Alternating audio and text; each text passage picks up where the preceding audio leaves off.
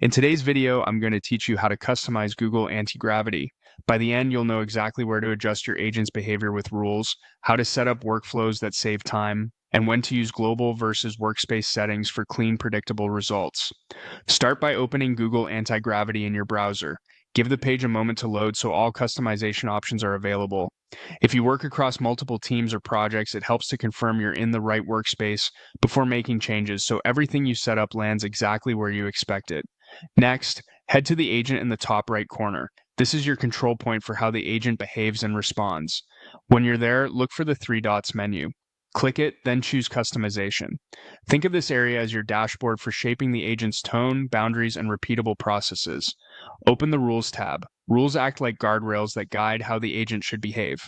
They can clarify tone, define what the agent should prioritize, and set clear do's and don'ts so responses stay consistent. A good tip is to write rules in short, direct language. If two rules might overlap, make the most important one clear and specific to avoid contradictions. Keep them focused on outcomes you care about, like accuracy, brevity, or style. Within rules, you'll see options to add settings at different scopes. Click Personalize Global to create rules that apply everywhere, then use plus Workspace to add rules that only apply to your current workspace. Global is best for organization-wide standards you want everywhere. Workspace is ideal for team or project-specific needs that shouldn't spill into other areas. Clear naming helps here, so you can quickly spot what each rule is meant to do. Now switch to the Workflows section. Workflows are saved prompts the agent can follow, perfect for tasks you repeat often. Once created, you can trigger a workflow by typing a / in the agent. That / menu makes it fast to pick the right workflow without rewriting instructions each time. If you rely on templates or structured tasks, this will feel familiar and keep outputs consistent.